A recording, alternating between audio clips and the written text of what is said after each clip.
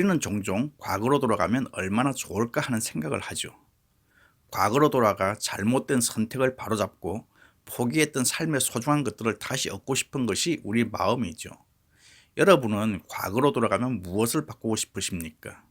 지금의 남편, 아내, 직업, 가난, 건강. 바꾸고 싶은 게 너무나 많죠.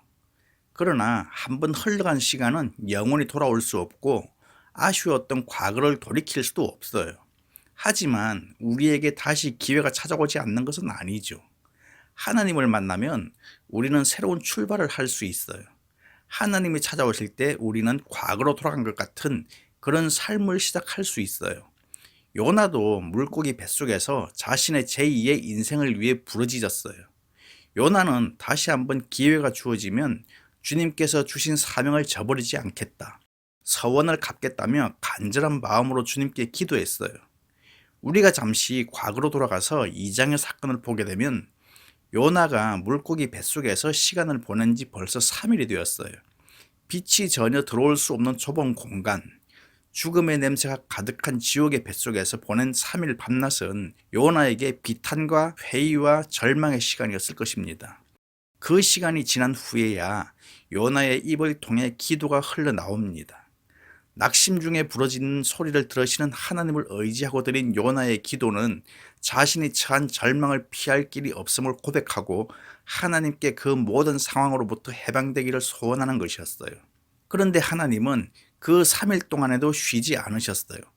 요나가 물고기 뱃속에서조차 회개하지 않고 버티고 있는 동안에 하나님은 물고기를 니느웨의 방향으로 움직이셨어요. 그리고 그의 기도가 끝나자 물고기가 그를 육지에 토해내게 하셨어요. 니느웨의 백성을 향한 하나님의 의지는 어떤 상황에도 흔들리지 않고 끊임없이 전진하고 있었어요. 자, 이제 물고기 뱃속에서 구원받은 요나에게 또 어떤 일이 벌어졌는지 1절 말씀 읽어봅니다. 여호와의 말씀이 두 번째로 요나에게 임하니라. 이르시되, 사람들은 자기에게 큰 해를 끼친 사람을 결코 용서하지 않아요. 그리고 일을 망친 사람에게는 다시 부탁하지도 않아요. 그러나 하나님은 자기 계획을 망친 요나를 버리거나 포기하지 않으셨어요. 요나에게 두 번째 찾아와 말씀하십니다. 하나님의 음성을 들을 때 우리는 우리의 불순종으로 잃어버린 것들을 다시 회복할 수 있어요. 다시스로 피하기 위해 욥바로, 배로, 배 밑창으로, 바다로, 물고기 뱃속으로 계속 내려갔던 요나의 삶은 하나님의 음성을 듣고 다시 올라가기 시작합니다. 여러분, 하나님은 우리들에게 기회를 주시는 분이십니다. 하나님은 한 번에 끝내는 것이 아니라 무수히 많은 기회를 우리에게 주시고 무수히 많이 우리를 찾아오십니다. 우리를 찾아오시는 주님께서 우리에게 주시는 이 기회를 놓치지 않는 것, 그것이 지혜 있는 사람인 거죠. 3장의 핵심 요점은 요나는 하나님이 그에게 주신 기회를 놓치지 않았고 니느웨 백성들 역시 하나님의 계획에 기회를 놓치지 않았다는 것입니다. 오늘도 이 가운데 찾아오셔서 저와 여러분에게 주시는 하나님의 그 기회를 놓치지 않게 되기를 축복합니다. 오늘 1절부터 3절까지의 말씀을 가만 보면 참 재밌는 상황이죠. 마치 요나서 처음의 시간으로 과거로 돌아간 것 같아요. 오늘 1절에서 다른 것이 있다면 아미떼의 아들이란 말이 지워지고 두 번째로 라는 말이 기록된 거예요. 왜 아미떼의 아들이란 말이 지워졌을까요? 요나의 아버지 아미떼는 하나님 앞에 늘 아멘으로 살았던 사람이었어요. 그리고 요나서의 말씀이 요나에게 주어지기 전까지는 요나 또한 그의 아버지의 바람대로 아멘으로 살았던 인물이었어요. 요나가 아미떼의 아들이란 것이, 아미떼의 아들이 요나라는 사실이 하나님께도 자랑이었어요. 그러나 불순종의 길을 걸었던 요나였기에 더 이상 아미떼의 아들이 요나인 것이 자랑이 아니었어요. 아버지의 자랑이 될 수 없었던 것이죠. 그리고 두 번째로라는 말로써 요나에게 다시 한번 아미떼의 아들이 될 수 있는 기회를 주고 있는 것이죠. 만약 하나님께서 요나에게 다시 기회를 주지 않으셨다면 요나의 삶은 어떻게 되었을까요? 하나님께서 우리에게 다시 기회를 주지 않으셨다면 구원받을 수 있는 사람은 아무도 없을 것입니다. 하나님께서 우리를 용서하지 않으신다면 누구도 하나님의 일꾼이 될 수 없어요. 그러나 하나님은 우리를 잘 아시기 때문에 우리를 다시 찾아오십니다. 믿음의 조상 아브라함도 마찬가지였어요. 그의 아버지는 우상을 만드는 사람이었고 아브라함 또한 우상을 숭배하던 사람이었어요. 하나님은 우상을 섬기며 갈대아 우르에 살고 있는 아브라함에게 나타나셔서 너는 너의 고향과 친척과 아버지의 집을 떠나 내가 너에게 보여주는 땅으로 가라고 말씀하셨어요. 아브라함은 사라와 함께 떠났지만 두렵기 때문에 하나님이 지시한 땅으로는 가지 못하고 하란에 머무르고 말았습니다. 하란에 머물러 있는 아브라함에게 하나님이 다시 찾아오지 않으셨다면 아브라함은 그저 먼지처럼 사라져버리는 허무한 인생이 되었을 거예요. 그러나 현실의 안주에 있는 아브라함에게 하나님은 다시 찾아오셔서 너는 너의 고향과 친척과 아버지의 집을 떠나 내가 보여줄 땅으로 가라. 내가 너로 큰 민족을 이루고 복을 주어 너의 이름을 장대하게 하리니 너는 복의 근원이 될 것이다 말씀하시죠. 아브라함은 다시 찾아오신 하나님께 감사하며 75세 나이에 길을 떠납니다. 신약에서도 여전히 하나님은 자신의 제자들을 찾아가셨어요. 주님이 처음 베드로의 배를 사용하고 깊은 곳에 그물을 던지라 명해서 많은 고기를 잡게 했을 때 베드로는 엎드려 말하죠. 주여 나를 떠나소서 나는 죄인입니다. 주님은 그런 베드로를 부르시고 3년 동안 데리고 다니셨어요. 베드로는 다혈질적 성격이었지만 또 주님께 열심인 제자였어요. 베드로는 예수님께서 너희가 모두 나를 떠나리라 말씀하실 때 주여 저는 떠나지 않겠습니다 말했지만 예수님이 예언하신 것처럼 계집종의 질문에 주님을 3번 부인하고 욕하고 저주하며 주님을 버렸어요. 그것이 베드로의 신앙의 결론이었어요. 베드로는 자신이 하나님이신 예수 그리스도를 버렸다는 아픔 때문에 자기가 걸어가던 신앙을 포기하고 업으로 돌아갔어요. 그때 주님께서 베드로를 2번째 찾아가십니다. 그리고 처음 만났던 과거와 똑같은 상황을 연출하시며 베드로에게 묻습니다. 베드로야, 네가 나를 사랑하느냐? 그때 베드로는 주님, 내가 주님을 어떻게 사랑하는지 주님이 아십니다. 나는 인간적인 사랑으로밖에 당신을 사랑할 수 없습니다. 나는 깨어지는 사랑으로밖에 당신을 사랑할 수 없습니다. 배반하는 사랑으로밖에 당신을 쫓아갈 수 없습니다. 대답했어요. 베드로에게 주님은 3번째 말씀하십니다. 베드로야, 네가 나를 사랑하느냐? 내 양을 먹이라. 이렇게 인간적인 사랑에까지 내려오셔서 다시 회복시키시는 그분이 바로 우리 주님이십니다. 우리 아버지시죠. 저의 아버지고 여러분의 아버지가 되신 거예요. 주님은 이렇게 우리를 찾아오십니다. 우리가 우리의 삶과 인생의 목적을 잃어버리고 방황할 때, 아브라함처럼 현실에 안주하는 삶을 살아갈 때 주님은 우리를 찾아와 일깨워 주시고 거룩한 목표를 향해 살아가도록 격려해 주십니다. 우리가 요나처럼 불순종으로 인해 사방에 우겨싸움을 당하고 고난과 역경의 한복판에 던져져 있을 때 주님은 그 고난과 어둠을 해치시고 사랑의 손길로 우리를 붙잡으십니다. 그리고 말씀하십니다. 일어나라, 가라, 그리고 선포하라. 그리고 언제나 인자하게 말씀하십니다. 내가 너를 사랑한다. 그리고 우리 손을 붙잡고 그분이 준비한 존귀하고 아름다운 그 길로 가게 하십니다. 그러나 주님께서는 우리에게 2번의 기회만을 주시는 것은 아닙니다. 우리가 진심으로 기도하면 주님은 언제든지 얼마든지 용서해 주십니다. 베드로가 한 번은 주님께 이렇게 물었어요. 주여, 형제가 내게 범죄하면 몇 번 용서해 주리이까? 7번 하리이까? 이 말에 주님께서는 7번뿐만 아니라 70번씩 7번이라도 용서하라 대답하셨어요. 바로 이것이 하나님의 마음입니다. 그러나 우리가 명심해야 할 것이 있어요. 하나님께서 우리에게 이렇게 기회를 주신다고 해서 우리가 아무 꺼리낌 없이 자기 마음대로 행동해서는 안 된다는 것이죠. 요나가 불순종했지만 결국에는 사명을 수행했던 것처럼 나도 지금은 불순종하고 나중에 순종하면 되지, 그런 마음으로 행동해서는 안 된다는 것입니다. 그것은 아미떼의 아들이라는 기록을 지우는 일인 것이죠. 우리가 하나님의 용서를 전제로 해서 범죄한다면 그건 하나님을 속이는 거예요. 하나님을 속이는 것은 하나님을 대적하는 것이고, 하나님을 대적하는 것은 곧 사탄의 일을 내가 하고 있다는 것이 되는 거죠. 우리가 하나님 앞에서 그렇게 행동한다면 그것은 우리의 의지와 상관없이 사탄의 도구가 되어 있는 상태라는 것입니다. 그러므로 우리는 하나님 앞에 회개할수록 그분의 말씀과 그분의 진리 가운데 더욱더 순종할 수 있어야 하는 것이죠. 하나님은 도망쳤던 요나에게 두 번째 찾아오셔서 순종할 수 있는 기회를 주시는데 2절 말씀 읽어보겠습니다. 일어나 저 큰 성읍 니느웨로 가서 내가 내게 명한 바를 그들에게 선포하라 하신지라. 하나님께서 요나에게 주신 순종의 기회는 그가 거부했던 첫 번째 명령과 동일한 것이었어요. 요나가 해야 할 일은 니느웨로 가서 여호와께서 명한 바를 니느웨에 선포하는 것이었어요. 동일한 명령이 또다시 요나에게 주어진 것은 하나님께서 철저한 순종을 요구하시는 것이었어요. 그래서 결국 요나가 가야 할 곳은 여전히 니느웨였어요. 여러분, 하나님은 어떤 분이십니까? 민수기 23장 19절 말씀에 하나님은 사람이 아니시니 거짓말을 하지 않으시고 인생이 아니시니 후회가 없으시도다. 어찌 그 말씀하신 바를 행하지 않으시며 하신 말씀을 실행하지 않으시랴.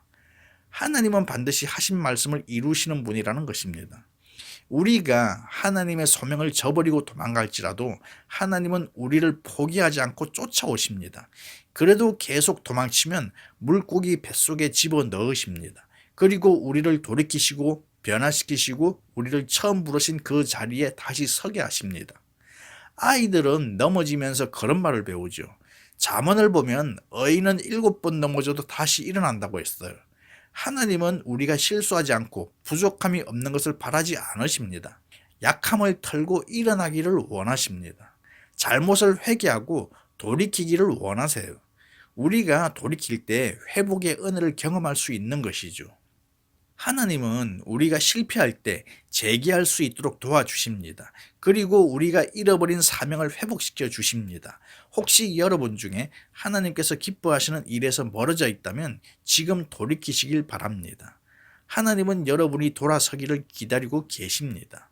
하나님께서 이제 요나가 돌이키기를 바라시며 다시 한번 기회를 주셨을 때 요나가 반응하는데 이번에는 어떻게 반응하는지 3절과 4절 말씀 읽어봅니다.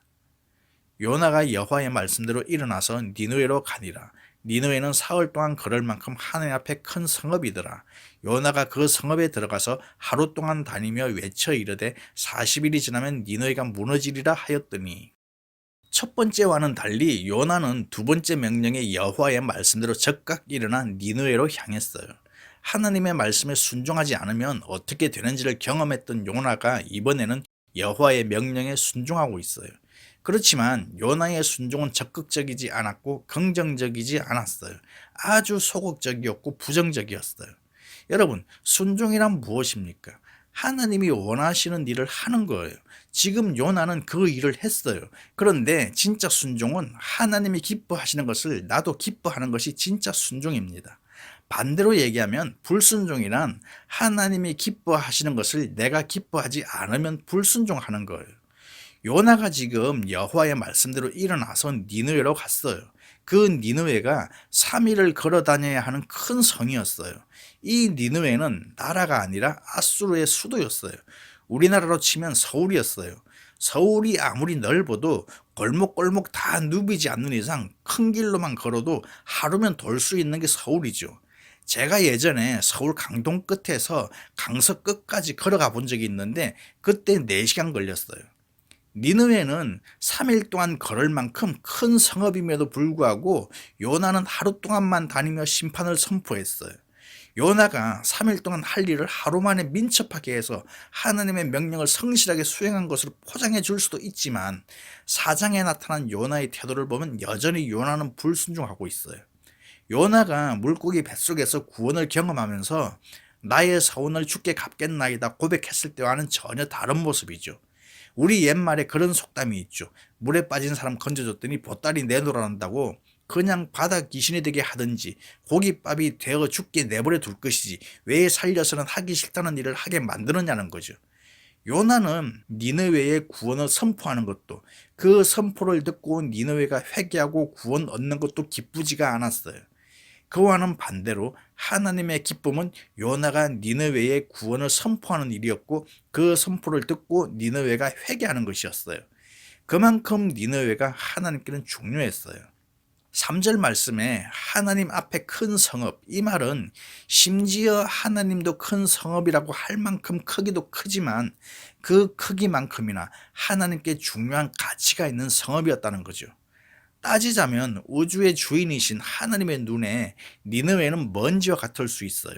그렇지만 그곳에 구원받아야 할 생명들이 있고 여전히 큰 죄악 가운데 있었기 때문에 하나님께는 니느웨가 클 수밖에 없는 거예요. 다르게 말하면 여러분 한 사람 한 사람이 하나님 앞에 정말 중요한 가치가 있는 존재였기에 하나님 당신이 십자가에 못 박혀 죽으시기까지 우리를 죄에서 구원하신 거예요. 하나님은 어떠한 악인이라도 회개하고 돌아오면 구원하시기를 기뻐하십니다. 그런데 우리에게는 그냥 악인은 심판으로 끝났으면 하는 마음이 있어요. 하나님은 한 영혼이라도 끝까지 포기하지 않으시고 구원하기를 원하시지만 그러나 우리는 이 정도면 됐지라는 생각을 가지고 있어요. 하나님은 하나님 없이 살아가고 있는 사람들을 얼마나 소중하게 생각하시는데 우리는 별로 소중하게 생각하지 않아요. 지금 요나도 마지못해 시작했지만 니느웨 사람들이 별로 그렇게 소중하지 않았어요. 그래서 3일 길을 다녀야 겨우 돌아볼 수 있는 성읍인데 요나는 단 하루만 다녔어요. 그리고 그가 전하는 하나님의 메시지도 40일이 지나면 니느웨가 무너진다는 단순한 외침이었어요. 누가 어떤 뜻으로 왜 니느웨를 멸망시키고자 하는지 아무런 설명도 없이 그냥 무너진다고만 전했어요. 한 사람 한 사람 붙잡고 집집마다 문을 두드리며 설득하지도 않았어요. 지금 요나의 말대로라면 아직 40일이 남았어요. 그가 정말 하나님을 순종하는 자라면 3일이 아니라 그 남은 40일 동안 니느웨 사람들과 함께 눈물로 기도하며 회개를 도왔어야지 되죠. 어쩌면 요나의 마음속에는 자신이 이렇게 외치면서도 니느웨 사람이 그 말을 듣지 않기를 원하는 마음이 더 컸을 거예요. 하지만 하나님은 그 매급고 의욕 없는 요나를 통해 니느웨에 큰 변화를 가져오는데 5절 말씀입니다.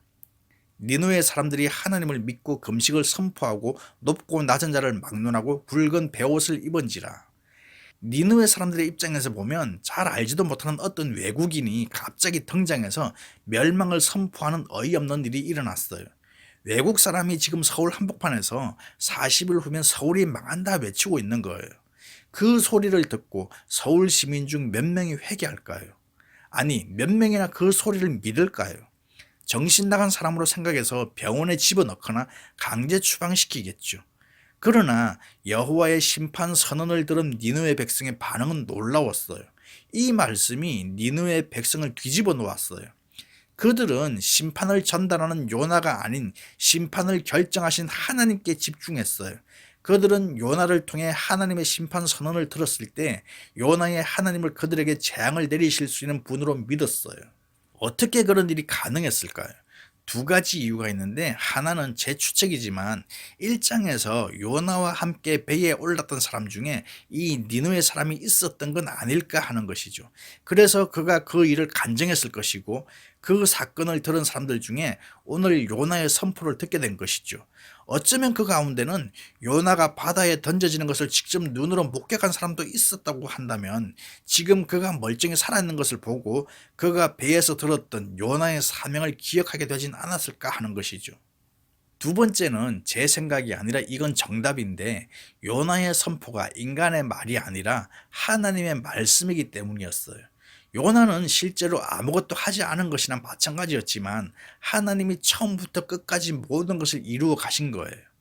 여러분, 하나님의 말씀에는 별을 만들고 땅을 가르고 천지를 창조하는 능력이 있어요. 그 말씀이 사람의 심령에 꽂힐 때 그 심령이 사람이 변화됩니다. 하나님의 말씀이 그 사회에 움직일 때 사회가 변화되는 거예요. 요나가 이 단순한 복음을 전했을 때 니느웨 백성은 참회하고 통회하는 심령으로 회개하기 시작했어요.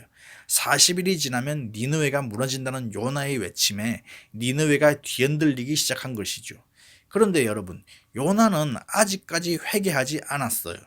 그러나 요나의 마음과 생각과 뜻과는 상관없이 지난번 폭풍이 이는 바다 위에서 배에 타고 있던 선원들이 회개하며 하나님을 영접했던 것처럼 이번에는 니느웨가 하나님 앞에 무릎을 꿇습니다.